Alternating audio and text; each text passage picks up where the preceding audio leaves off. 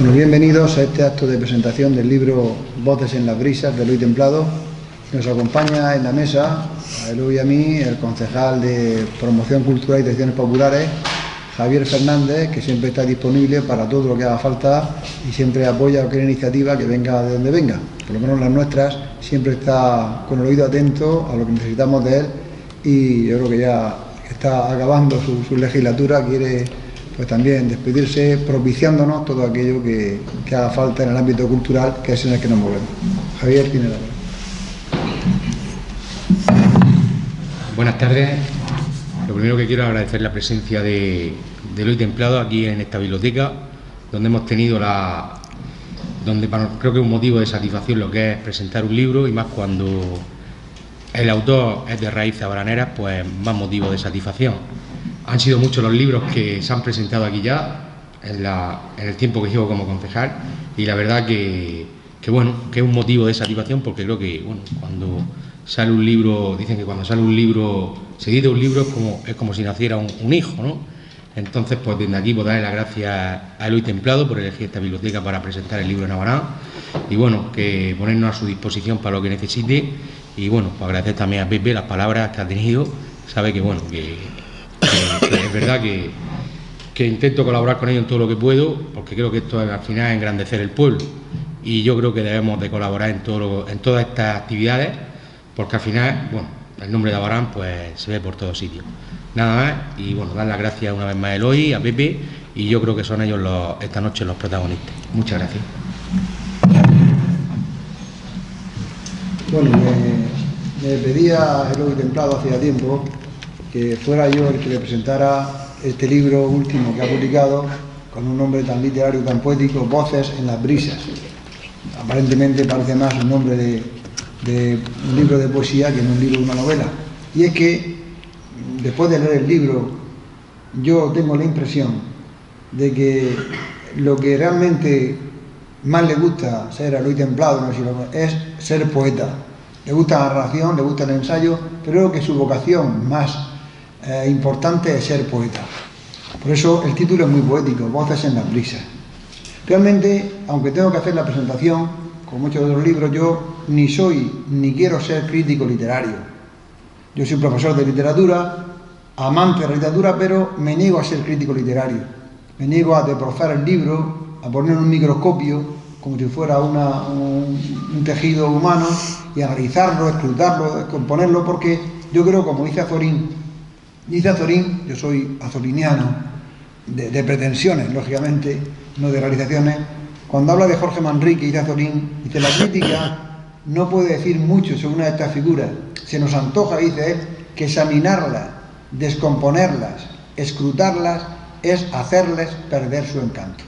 Si darle vuelta al libro de qué forma está hecho, para mí, el libro, cualquier libro, hay que leerlo, si acaso releerlo, disfrutarlo, y sin preguntarse más por qué es, ni para qué es, ni cómo, ni las metáforas, en fin. Yo creo que eso es un poco, yo me niego a ser crítico literario, nunca lo he sido.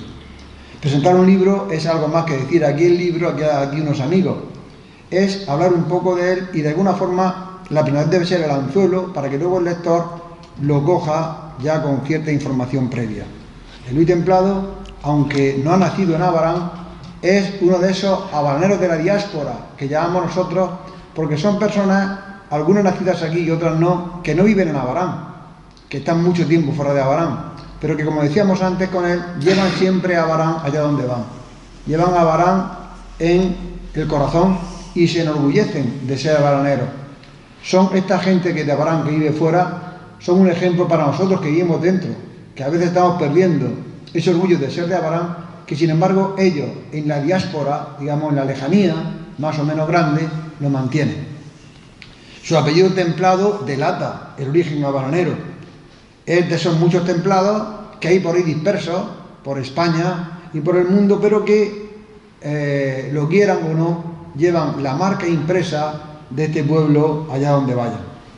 Él ha sido también colaborador y suscriptor del periódico La Noria, que tanto eco tenía fundamentalmente en la gente de fuera. Él está, por su formación y profesión, ligado al mundo de la economía.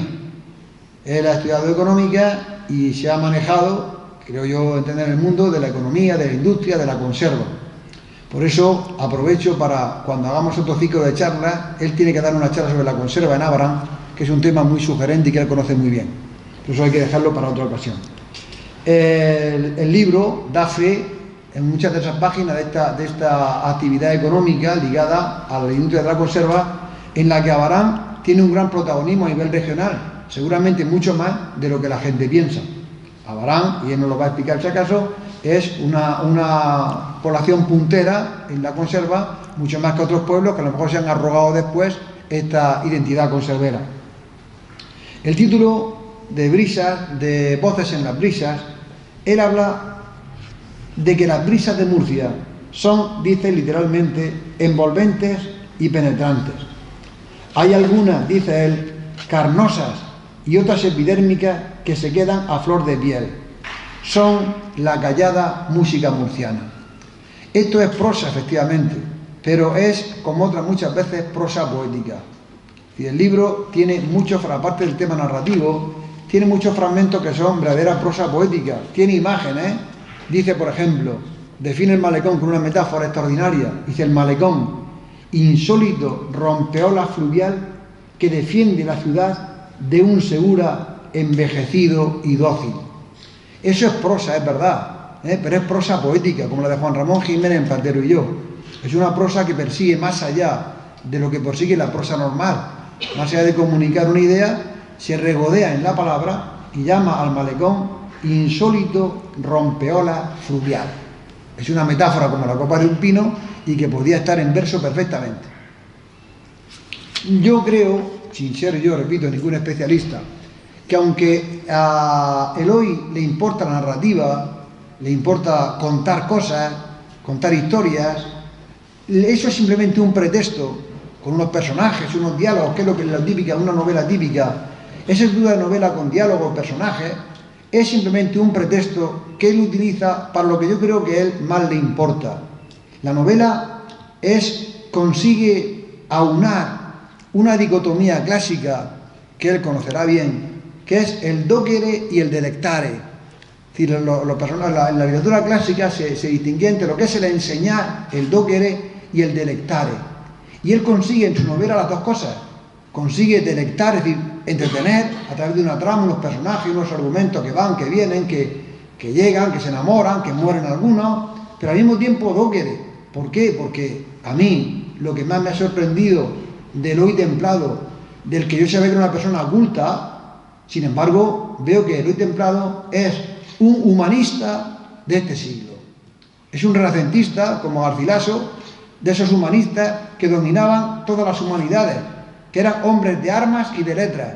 Él es hombre de economía y de letras, porque en el libro hay una gran cantidad, se aprende muchísimo con el libro, y no solamente de historia, hay filosofía, hay por supuesto economía, hay política, hay literatura. Se cita a Kant, Schopenhauer, Jorge Guillén, Aleixandre, pero no cita así a vuela pluma, sino citas que demuestran que ha leído y ha penetrado en el mensaje literario, filosófico o político o artístico. Incluso hay en el libro una discusión sobre el arte, que realmente de gran profundidad.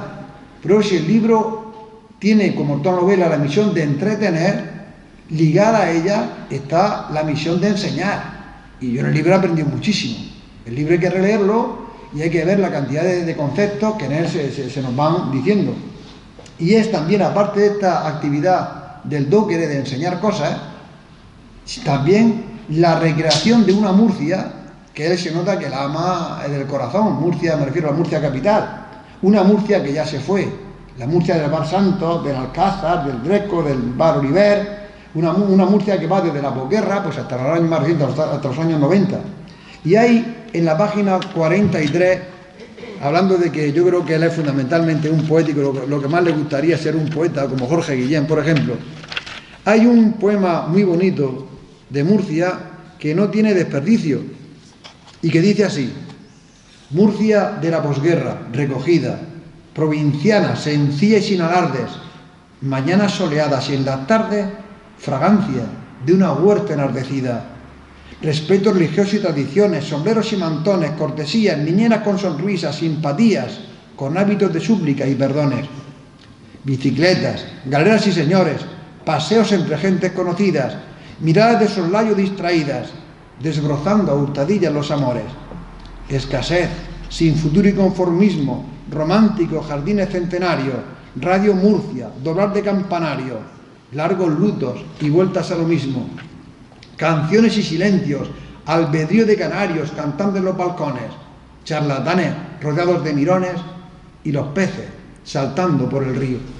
Es una descripción de una Murcia poética, pero al mismo tiempo real. Entonces hay también al libro unas coplas breves, muy sencillas, pero muy bonitas desde el punto de vista lírico, desde el punto de vista literario. Es quién aparece aquí, qué quiere reflejar el hoy, solo él lo sabe. Pero yo creo que con el pretexto, repito, de una Murcia pasada por diferentes épocas de la historia, recientes, algunas de ellas, con personajes como Javier, quizás sea Javier el propio Eloy, o su mujer Rosa, Iñaki, Sebastián, Julián y sus parejas, jóvenes primero, universitarios, la mayoría, y muchos ya maduros, pero que aparecen en el libro como una excusa, repito, sus diálogos son una excusa, pues para tratar temas de gran profundidad y temas de gran actualidad. Algunos de alguna doctrina política, otros, repito, sobre arte, de doctrina filosófica, sobre economía, ¿de acuerdo? Entonces, en la Ortega aparece bastante como un Guadiana en el libro. Él, como también yo, es seguramente orteguiano. Descubrir a Ortega y Gasset es un gran tesoro, y en el libro pues hay muchas pinceladas orteguianas que a él seguro que a Ortega le gusta y a mí también. Es uno de los pocos filósofos que se entienden y un gran filósofo europeo. ¿Y qué tiene que ver este libro con Abarán? Pues él también da alguna pincelada abaranera, y así, como no podía ser de otra forma, el personaje de Abarán, seguramente más significativo, bueno, sin seguramente, en el siglo XX es don Nicolás Gómez Tornero, que es tío abuelo de él. Y él dedica un capítulo entero que se llama El poder de la astucia a Nicolás Gómez, que aparece, digamos, como por encanto en este libro, cuando realmente no forma parte de la narrativa, pero yo creo que es un detalle de agradecer que aparezca en medio de la narrativa Nicolás. Y de él dice lo siguiente: don Nicolás Gómez Tornero, astuto, discreto y generoso, fue todo un personaje. Había tenido suerte en la vida, suerte muy potenciada por él mismo, porque nunca perdió el tiempo ni dio puntada sin hilo. Es una definición en 4 líneas, pues muy profunda y muy certera de lo que fue don Nicolás Gómez Tornero. Después habla de toda su actividad económica, que es un capítulo dedicado a él con una foto final que es también muy significativo para ver cosas, por ejemplo, que yo no conocía. Yo he profundizado bastante en Nicolás, en su figura, sobre Nicolás, cómo empezó realmente el negocio, cómo lo heredó de su padre, en fin. Entonces hay un capítulo sobre Nicolás que viene un poco, es un detalle. También hay 2 personajes abaraneros por ahí que aparecen, un arquitecto que diseña unos jardines y un hombre que se enriqueció, se arruinó y después otra vez se hizo rico, también de Abarán. En fin, es una serie de pinceladas de Abarán que no podían faltar en un hombre también tan ligado sentimentalmente y genealógicamente a este pueblo.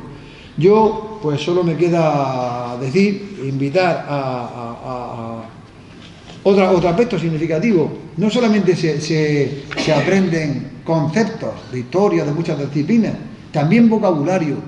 Hay, al igual que en Azorín, un vocabulario amplísimo de plantas, de frutas, de verduras, de pescados, de muchas palabras que luego yo no conozco.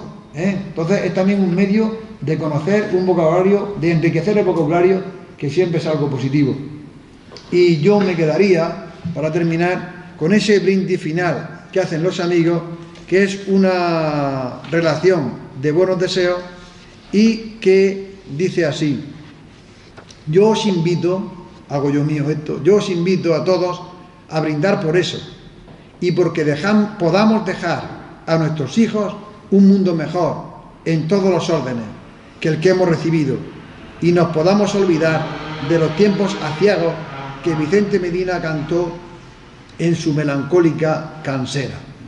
Bueno, pues yo creo que ese brindis final es el mejor colofón de unos buenos deseos que presenta Eloy Templado en su libro, que es un libro, repito, que merece la pena leer para deleitarse y también para aprender. Muchas gracias por habernos traído esta tarde este regalo a este rincón de Abarán.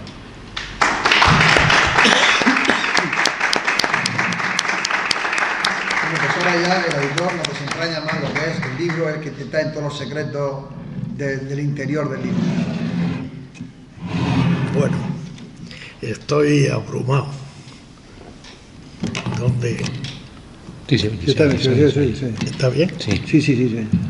Es que no tengo práctica con... Bueno, estoy abrumado con las palabras de Pepe y con la bienvenida del señor concejal, y quiero aclarar que efectivamente mis orígenes literarios están en la poesía, que vengo escribiendo ya muchos años, y el título del libro, que efectivamente un tanto poético,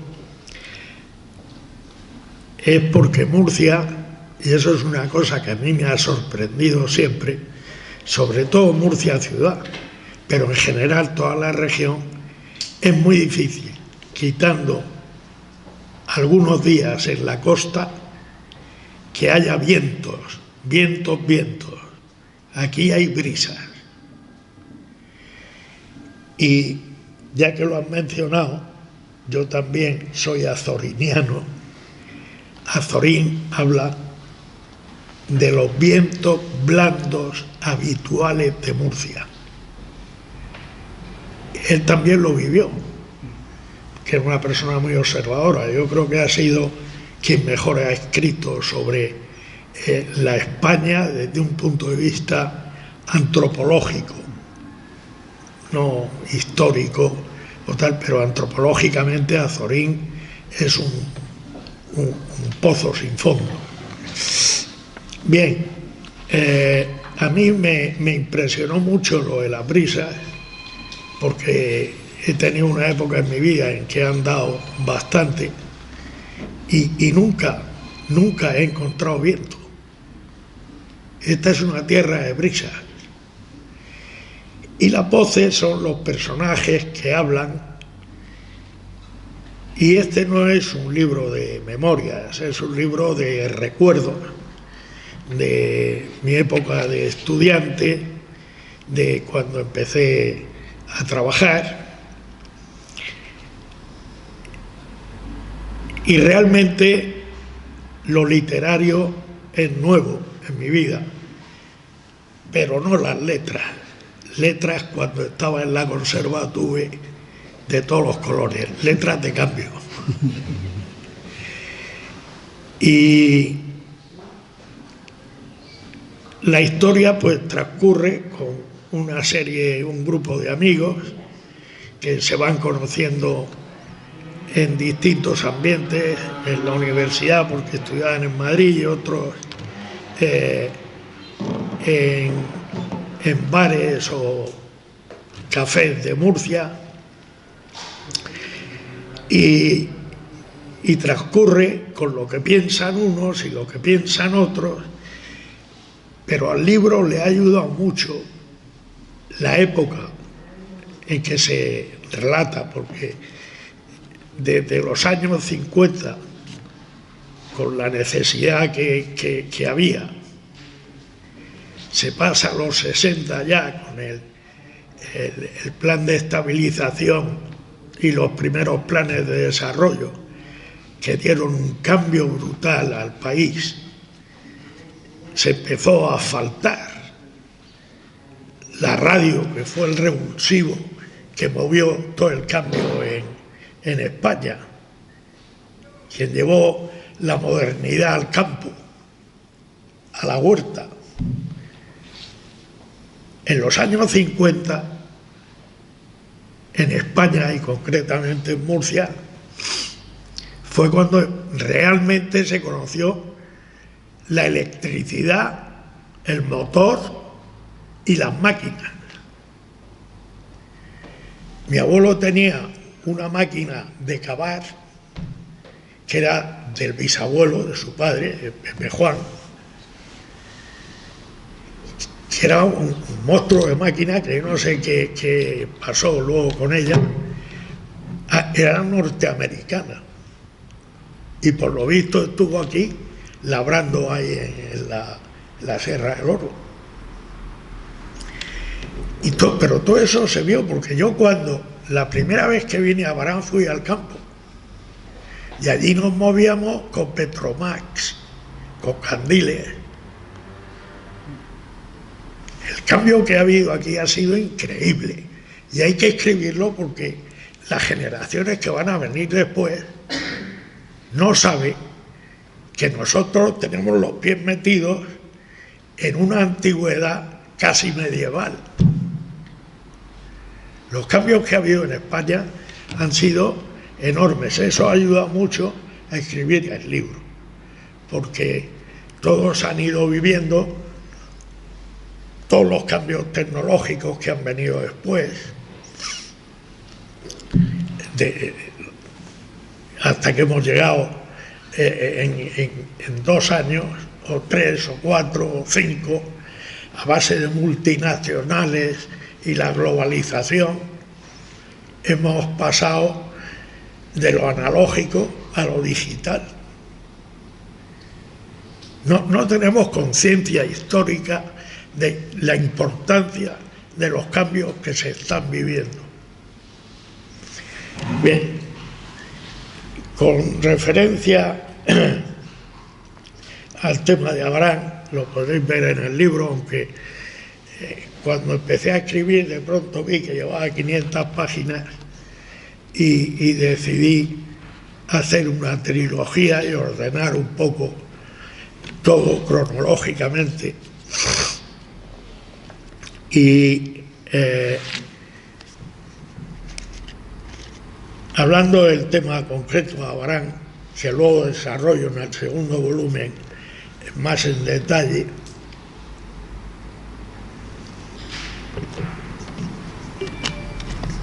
aquí a finales del siglo XIX,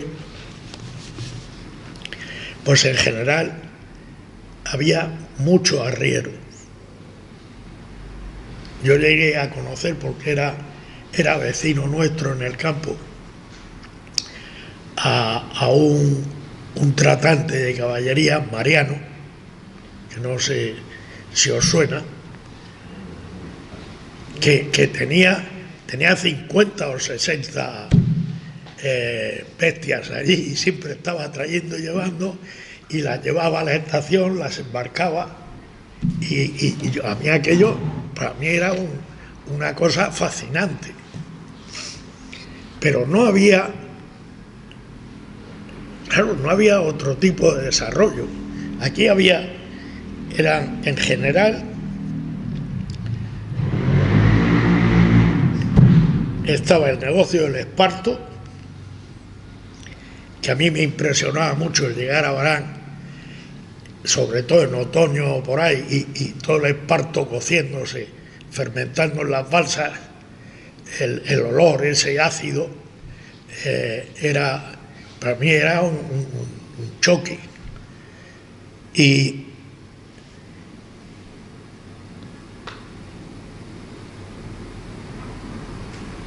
mi tatarabuelo, José Templado Fernández, eso quien más sabe es José David, aquí presente,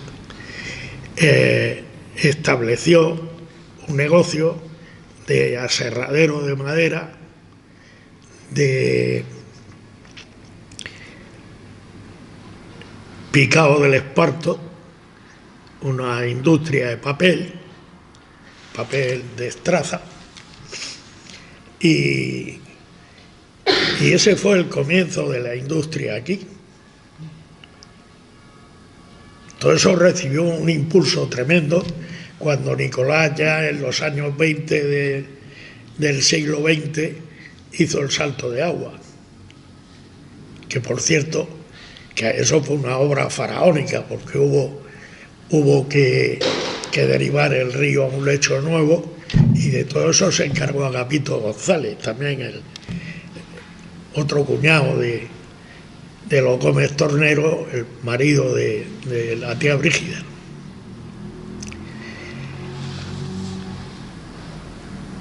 Y había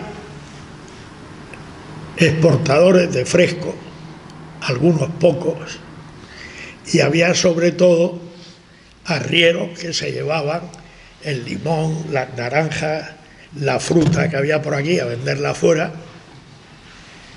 que coincidían con los arrieros del limón de Beniaján y con los arrieros del pimentón y otras especias de espinardo, y iban por los caminos vendiendo los productos de aquí. Y mi bisabuelo José Gómez Carrasco, que tenía un puesto en Madrid de asentador, y desde aquí le mandaban frutas allí al puesto para venderlas, y aquí tenía a Florentino, un hijo suyo con él, que estudió medicina en San Carlos, en lo que ahora es el Museo Reina Sofía, y las hijas menores que iban a llevar el piso donde vivían y tal. Y estando un día en junio en Madrid, en el puesto allí en Legazpi, porque era asentador, pues vino un francés que representaba a una firma muy conocida en Abarán, los Champanes. Y este francés estuvo viendo las frutas que tiene allí y dijo que estaba muy interesado en exportar frutas de donde él fuera a Francia, porque en Francia, en todo el Roussillon y la Provenza, había una demanda muy grande de frutas desde Inglaterra, que estaba Inglaterra en toda la riqueza colonial que tenía entonces, y entonces mi bisabuelo le dijo que él ya no era un hombre muy mayor, además murió a los 3 años o 4, pero que si venía por aquí por Murcia podría ver las frutas y que hablara con su hijo Nicolás, que es el que estaba con él, y le preparaba las frutas y se las mandaba a Madrid.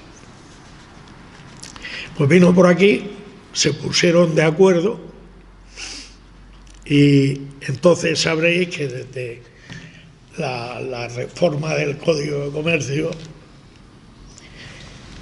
era obligatorio, yo los he conocido, luego ya se perdieron, los libros copiadores de correspondencia de todos los comerciantes o empresarios y empresas y tal.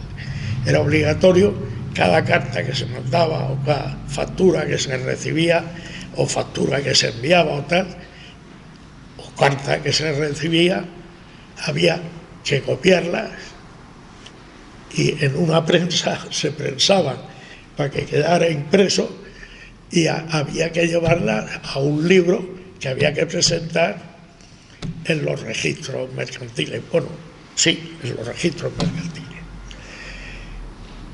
Pues aquel mismo año, de 1897, Nicolás ya presenta su libro con la correspondencia que había tenido con la firma Champagne Frères de París. Hicieron un año de fresco, Nicolás les compró la fruta y ganó mucho dinero, eso te lo he leído a ti. Sí. Y al año siguiente improvisaron una fábrica de conservas con una instalación totalmente precaria, sin caldera de vapor, sin nada, fuego directo, y empezaron a producir pulpa de albaricoque.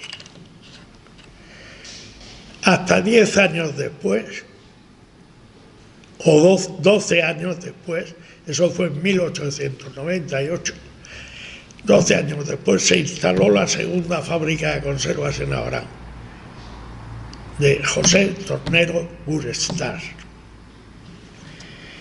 Y ahí empezó la historia. Siguieron con los franceses 7 años en sociedad, luego los franceses aprendieron lo de aquí y mi familia aprendió lo del extranjero y se separaron. Los franceses se fueron a Alcantarilla y ellos se establecieron en Alguazas en 1905. Ya la firma Gómez Tornero Hermanos, Sociedad Regular Colectiva. Os digo esto por la parte de Abarán, que es la que más os puede interesar. Aparte de eso, y saltando de tema, y yéndome otra vez con Pepe, que no solamente ha nombrado a Zorín, sino que ha nombrado a uno de los murcianos más ilustres, ignorado por la crítica murciana, como es Jorge Manrique. Jorge Manrique nació en el Reino de Murcia.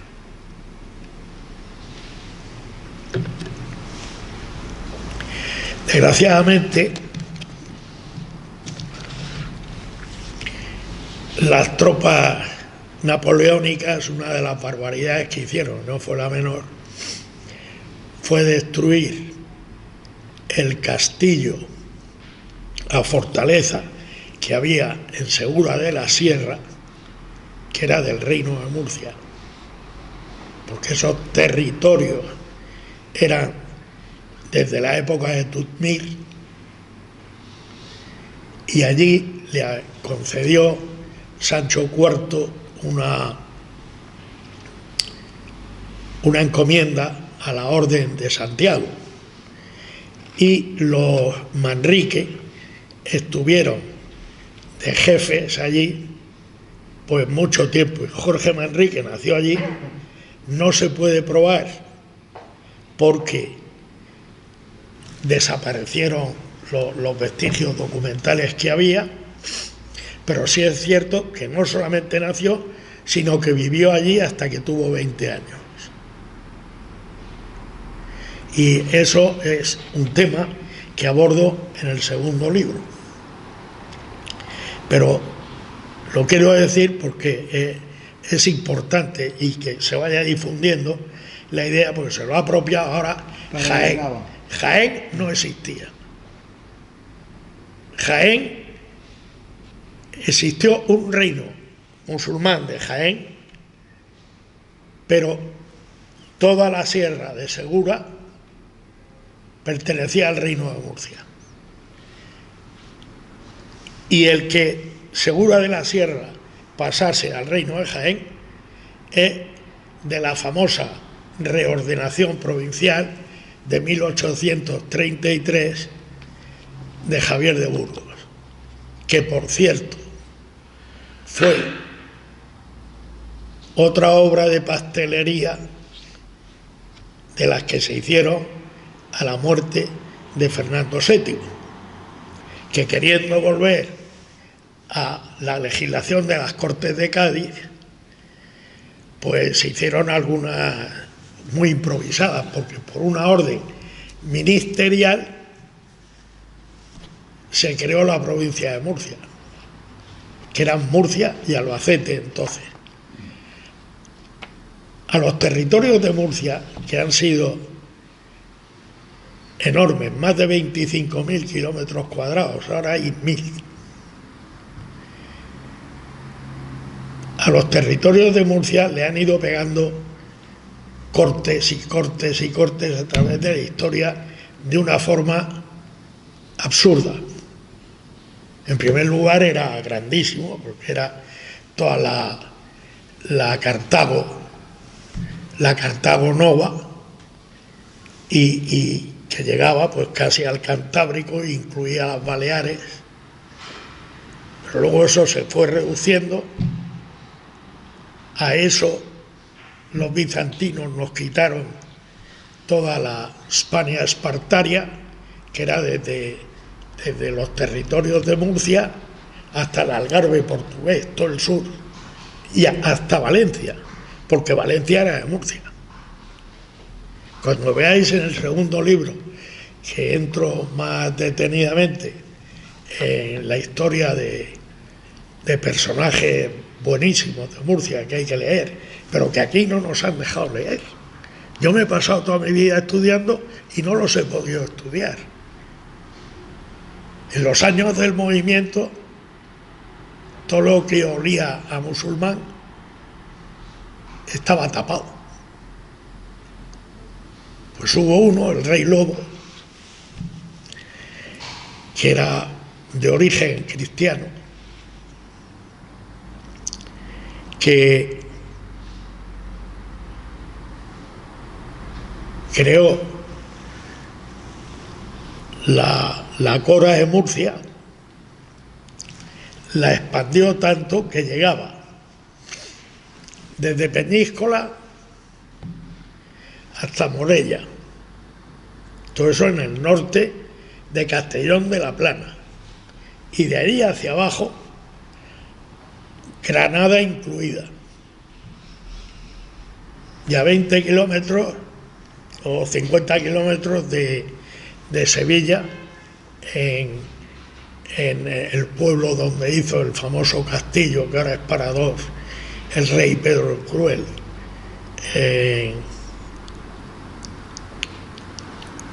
Bueno, es decir, era un territorio, el de Murcia, enorme. Antes fue la Cora de Totmir, en fin. Os quiero decir que Murcia está por estudiar, como la industria conservera está por estudiar, y en el segundo libro me meto más en eso. Pero volviendo a lo que es Murcia, que es realmente la región de Murcia, el reino de Murcia, que me interesa, os quiero decir, a vuestro conocimiento y orgullo, de que tenemos 2 premios Nobel, que aunque no son nacidos aquí, eran muy murcianos. Uno fue don José Echegaray, que fue premio Nobel de Literatura en 1904, el mejor matemático de España, que ingresó a la primera en la imposible escuela de ingenieros de caminos, cuyo padre era catedrático de griego y vino a dar clases al Instituto de Murcia, Alfonso X el Sabio, y él vino con 6 años, estudió aquí y cuando terminó el bachiller se fue a Madrid a pasar la reválida que le daba el título de bachiller. Y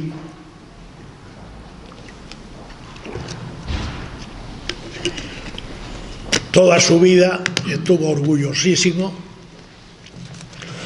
de los 10 o 12 años que había vivido en Murcia y quería muchísimo Murcia.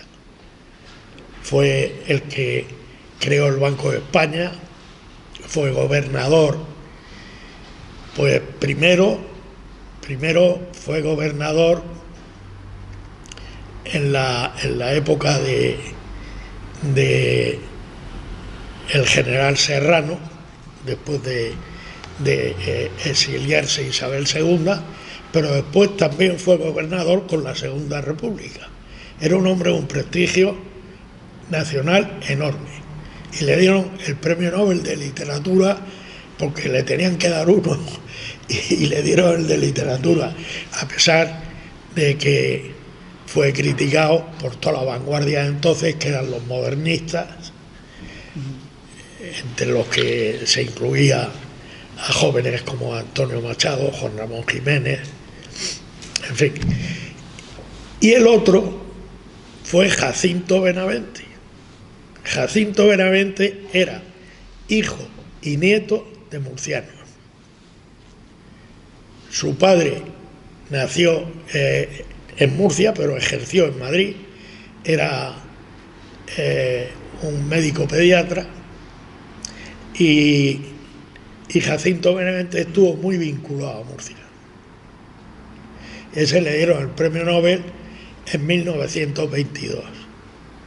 También la crítica le echó en cara que su teatro era acomodaticio y burgués.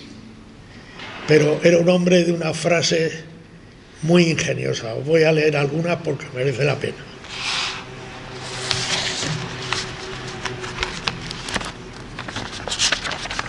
Jacinto Benavente escribió: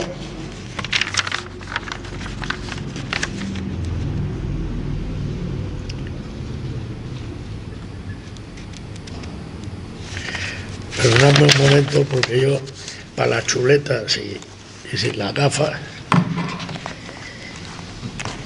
frases como la siguiente: ser feliz es cuestión de práctica. Hay que pensarlas porque son inmediatas, pero tienen mucho fondo. ¿Es el talento una cuestión de suerte o la suerte una cuestión de talento? Cuando no se piensa lo que se dice, es cuando se dice lo que se piensa.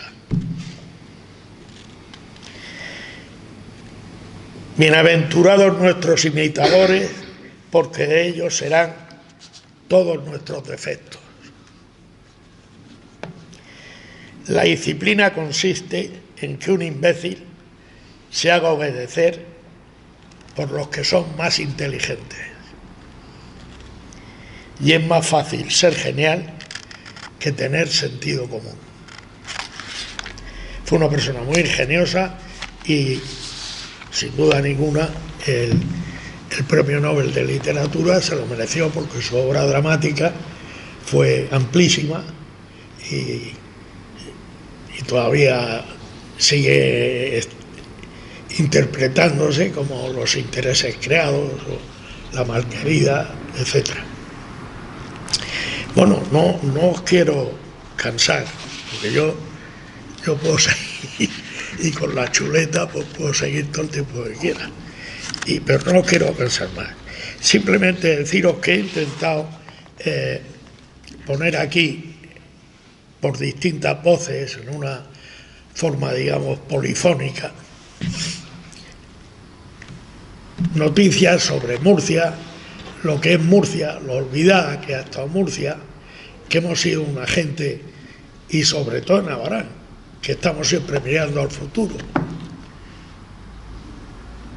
Pero, aunque respetamos mucho nuestras tradiciones, en gran parte se han quedado reducidas por culpa del siglo XIX, del romanticismo del siglo XIX, a una mera cuestión folclórica. Pero Murcia es mucho más que su folclore. Incluso el panocho, y la forma de hablar popular de Murcia, cuando se profundice más en él, que se ha profundizado ya, si el problema es que no lo divulgan, es de unas raíces iberolatinas que se fueron condensando en todo el mozárabe y todo el lenguaje de los cristianos en territorio musulmán. El mozárabe fue el que de donde surgió el panocho y todo el hablar en general, y los modismos y los vocablos que tenemos aquí. Es decir, hay un campo, no por descubrir, porque está muy descubierto, por divulgar. Yo no me explico todavía por qué no se ha hecho una serie de televisión de 50 capítulos con la historia del Reino de Murcia. Y dicho esto, pues, si me queréis hacer alguna pregunta.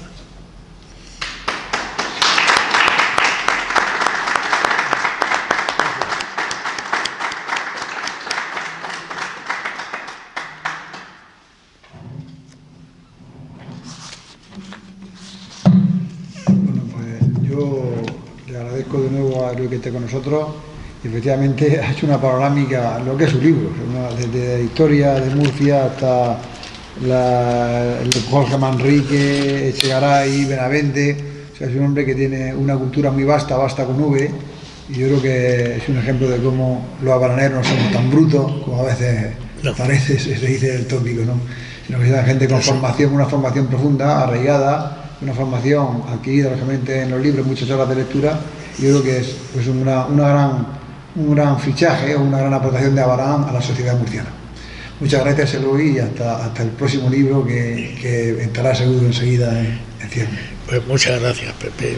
Muchas gracias a todos por haberos tomado la molestia de venir a oírme, y me tenéis a vuestra disposición, no solamente en el tema de las letras, que ya digo que a mí me traen muchos recuerdos no tan bonitos, como prefiero la palabra literatura.